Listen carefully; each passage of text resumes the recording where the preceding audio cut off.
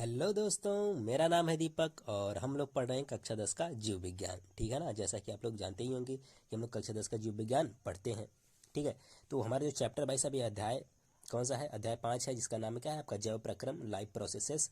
और नई वाली एनसीईआरटी होगी आप अगर आपके पास, तो उसके हिसाब से क्या है? अध्याय 5 है। ठीक है ना। और देखिएगा, इस चैप्टर पे हमारा क्या है? 16वां वीडियो लेक्चर होने वाला है। अगर आपने इससे पहले वाले वीडियो लेक्चर्स नहीं देखे हैं तो जरूर से देख लीजिएगा। ठीक है ना। तो चलिए देख लेते हैं जल्दी से कौन कौन से टॉपिक आज के होने वाले हैं। हृदय में रुधिर परिसंचरण। ठीक है ना। आज का हमारा टॉपिक होने वाला है हृदय में रुधिर परिसंचरण। पहले हम देखेंगे किसमें? मनुष्यों में। ठीक है ना। यानी कि मनुष्यों के हृदय में कैसे रुधिर परिसंचरण होता है। फिर मछलियों में। फिर उसके बाद हम लोग देखेंगे उभयचरों एवं सरीसृपों में। ठीक है ना, कैसे रुधिर परिसंचरण होता है। तो हमारा पहला टॉपिक होने वाला भाई साहब हृदय, यानी कि हृदय में रुधिर परिसंचरण। ठीक है ना। ये क्या होने वाला? आपका पहला टॉपिक होने वाला है ब्लड सर्कुलेशन इन हार्ट। ठीक है। तो इसको हम लोग कैसे समझेंगे? पहले हम तो क्या देखेंगे? मनुष्य में कैसे होता है उसको हम क्या करेंगे? देखेंगे। तो देखिएगा, बहुत ही सरल सी मैकेनिज्म होती है। मनुष्यों में होने वाले रुधिर परिसंचरण को, जो मनुष्यों में जो रुधिर परिसंचरण होता है, को हम निम्न प्रकार से समझा सकते हैं। ठीक है ना। जो मनुष्यों में यानी कि जो हम लोगों में जो रुधिर परिसंचरण होता है, उसे हम निम्न प्रकार से समझा सकते हैं। कुछ स्टेप्स दिए गए होंगे, कुछ चरण दिए गए होंगे, उसी के हिसाब से क्या कर सकते हैं हम लोग? समझा सकते हैं। तो चलिए देखते हैं कौन कौन से चरण दिए गए हैं। पहला चरण क्या होता है? शरीर के सभी अंगों से अनाक्सीकृत रुधिर, ठीक है ना, या अशुद्ध रुधिर, अनाक्सीकृत बोलिए या अशुद्ध रुधिर, अग्र एवं निम्न महाशिराओं द्वारा बाएं अलिंद में, कहाँ पर? सॉरी, दाएं अलिंद में, सॉरी दाएं अलिंद में आता है, जहां से यह दाएं निलय में जाता है। ठीक है ना। देखिएगा, शरीर के सभी अंगों से अनाक्सीकृत या अशुद्ध रुधिर अग्र एवं निम्न शिराओं द्वारा दाएं अलिंद में आता है, जहां से कहां पर चला जाएगा? दाएं निलय में चला जाएगा। ठीक है ना। यानी कि दाएं अलिंद में आएगा भी, और ये दाएं अलिंद से कहां पर चला जाता है? दाएं निलय में चला जाता है। तो हमारा दूसरा जो प्रोसेस होता है ना, मतलब दूसरा जो चरण है, उसमें क्या है?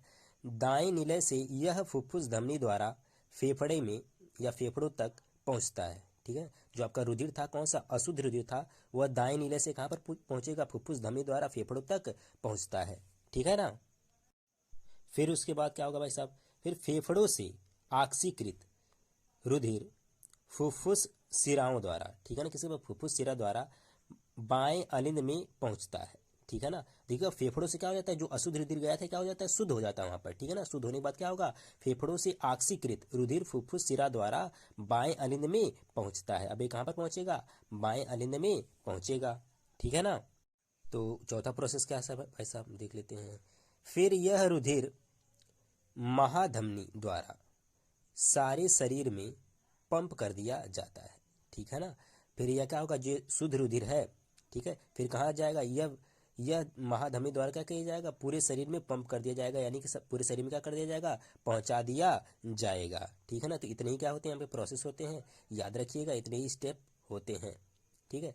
फिर देखिएगा, लास्ट में ऐसे लिखा गया है, पांचवा स्टेप में क्या? चूंकि हृदय में रुधिर 2 बार प्रवेश करता है, इसीलिए इसे दोहरा परिसंचरण यानी कि डबल सर्कुलेशन, जिसे इंग्लिश में बोलते हैं डबल सर्कुलेशन कहते हैं। ठीक है ना। देखिएगा, हृदय में रुधिर क्या हुआ? 2 बार आता है। कैसे आता है? एक बार क्या? एक बार अनाक्सीकृत रुधिर आया, और एक बार क्या? ऑक्सीकृत, यानी कि एक बार अशुद्ध और एक बार क्या? शुद्ध रुधिर आता है। तो इसीलिए इसे क्या बोलते हैं? दोहरा परिसंचरण तंत्र कहते हैं। ठीक है ना।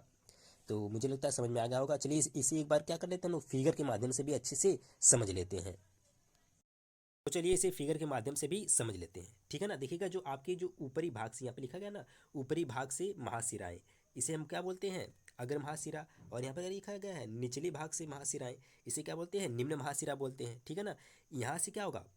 इनसे जो पूरे शरीर से क्या होगा? आपका अशुद्ध रुधिर कहाँ पर आता है? आपके दाएं अलिंद में आएगा, यानी कि दाएं अलिंद में यहाँ पर क्या होता है? आएगा। ठीक है। उसके बाद क्या होगा? उसके बाद होता है आपका, यहीं दाएं अलिंद से यह कहाँ पर रुधिर चला जाता है? दाएं निलय में। कहाँ पर पहुंचा भाई साहब? दाएं निलय में यहाँ से आ जाता है। ठीक है। दाएं नीले में पहुंच गया है, फिर इस दाएं नीले से यहाँ से होते हुए इधर और इधर, ठीक है ना, किसके द्वारा? फुफ्फुस धमनियों के द्वारा। किसके द्वारा? फुफ्फुस धमनियों के द्वारा कहाँ पर चला जाता है? फेफड़ों में। और फेफड़ों में यह अशुद्ध रुधिर क्या हो जाता है? शुद्ध हो जाता है। क्या हो जाता है? शुद्ध हो जाता है। ठीक है ना। फिर देखिएगा, नेक्स्ट स्टेप में क्या होगा आपका? जो आपका जो शुद्ध रुधिर है, यह फुफ्फुस शिराओं द्वारा, किसके द्वारा? फुफ्फुस शिराओं द्वारा कहाँ पर आएगा? आपके बाएं अलिंद में आता है। कहाँ पर आता है? बाएं अलिंद में आता है। ठीक है, फिर बाएं अलिंद से कहाँ पर जाएगा? बाएं नीलय में जाएगा, और इस बाएं नीलय से महाधमनी द्वारा, किसके द्वारा? यहाँ पर देखिए लिखा गया है, महाधमनी द्वारा पूरे शरीर में क्या किया जाता है? फैला दिया जाता है। ठीक है ना, पूरे शरीर में क्या किया जाता है? फैला दिया जाता है या पंप कर दिया जाता है, जो भी कह लीजिए आप। ठीक है ना। क्वेश्चन यह भी आता है कि इसे दोहरा परिसंचरण तंत्र क्यों कहते हैं? क्योंकि देखिएगा, ये बार क्या हुआ, एक बार अशुद्ध रुधिर आया, ठीक है ना, और दूसरी बार क्या आया आपका शुद्ध रुधिर आता है। ठीक है ना, इसीलिए ऐसे परिसंचरण तंत्र को क्या बोलते हैं? ऐसे परिसंचरण तंत्र को बोलते हैं दोहरा परिसंचरण तंत्र बोलते हैं। ठीक है ना, तो मनुष्य में कौन सा परिसंचरण तंत्र पाया जाता है? दोहरा परिसंचरण तंत्र पाया जाता है। इसे आप क्या करेंगे? याद रखेंगे। चलिए चलते हैं आगे। आगे क्या है भाई साहब? अन्य प्राणियों के हृदय में परिसंचरण। ठीक है ना, यानी कि अन्य प्राणी वही जो दो आपके बचे हैं, कौन? मछली और क्या? सरीसृप। ठीक है ना, और उभयचर भी। तो उभयचर और सरीसृपों में तो एक ही जैसा होता है, तो उसको क्या कर लेंगे हम लोग? साथ में डिस्कस कर लेंगे। ठीक है ना। ठीक है, circulation in heart of other animals. तो सबसे पहले हम देखेंगे मछलियों में, यानी कि मछलियों इन फिशेस, यानी कि मछलियों में कैसे होगा परिसंचरण तंत्र, इनका कैसे होता है, उसको क्या करेंगे हम लोग? देखेंगे। मछलियों में मछलियों के हृदय में दो कक्ष होते हैं, एक अलिंद व एक निलय। ठीक है ना, जो देखिए मछलियां होती हैं उनके हृदय में क्या होती है? सिर्फ दो ही कक्ष होते हैं। एक क्या होता है? एक अलिंद होता है, और एक क्या होता है? निलय होता है। दोनों ही कक्षों यानी कि कोष्ठों द्वारा रुधिर क्लोम में भेजा जाता है, जहां यह ऑक्सीजनित यानी कि ऑक्सीकृत बोल लीजिए, ऑक्सीजनित बोल लीजिए, होता है, और सीधे शरीर में भेज दिया जाता है। ठीक है ना। देखिए जो दोनों कोष्ठक थे उसमें क्या होगा? रुधिर वहां से कहाँ भेज दिया जाता है? क्लोम। क्लोम यानी कि जो उनका गड़फड़ा होता है ना, वहीं पर क्या होता है? क्लोम होता है, वहीं पर भेज दिया जाता है, जहां पर वो क्या हो जाता है? ऑक्सीकृत हो जाता है रुधिर, और उसे फिर वहीं से पूरे शरीर में फैला दिया जाता है। ठीक है ना। इस तरह मछलियों के शरीर में एक चक्र में केवल एक बार रुधिर हृदय में जाता है, अतः ऐसे परिसंचरण को एकल परिसंचरण यानी कि सिंगल सर्कुलेशन कहते हैं। ठीक है ना।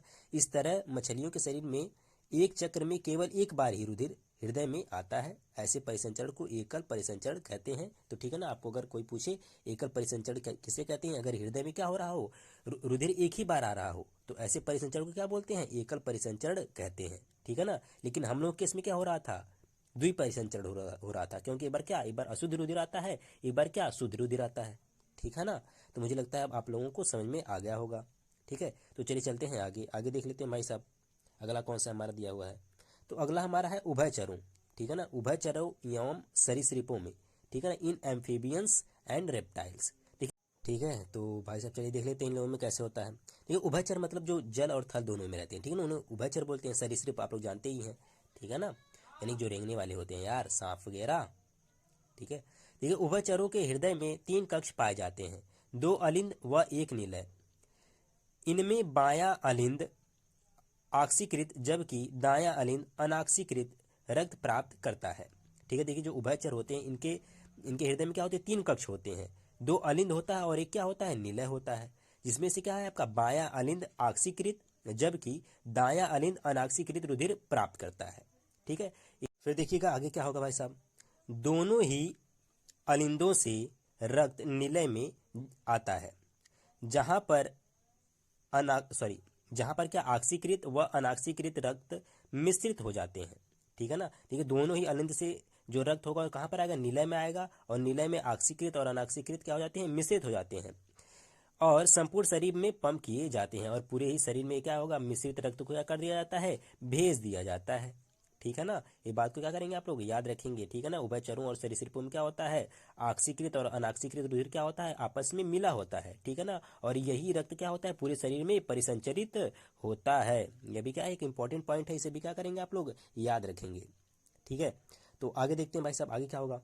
ऐसे परिसंचरण को अपूर्ण दोहरा परिसंचरण यानी कि इनकम्प्लीट डबल सर्कुलेशन कहते हैं।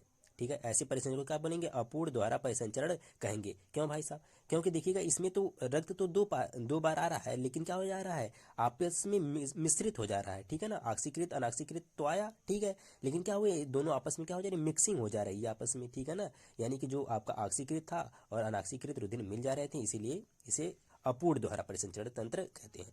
लास्ट में जाते जाते एक बात और याद रखिएगा कि सरीसृपों का हृदय अपूर्ण चार कोष्ठी होता है, यानी कि दो पूर्ण रूप से विभक्त अलिंद व दो अपूर्ण रूप से विभाजित निलय होते हैं। ठीक है ना, देखिएगा जो आपके दो अलिंग तो होंगे जो क्या होंगे, पूरी तरीके से विभाजित होंगे, लेकिन जो दो निलय होते हैं वह पूरी तरीके से विभाजित नहीं होते हैं। ये सरीसृपों में पाया जाता है। लेकिन जो आपका मगरमच्छ के जो हृदय होता है पूर्णतः 4 कोष्ठीय होता है। आपके एनसीईआरटी में बाकायदा से दिया गया है, इसे याद रख लीजिएगा। तो आज के लिए बस इतना ही, मिलते हैं नेक्स्ट वीडियो लेक्चर में बहुत ही जल्दी। ठीक है ना।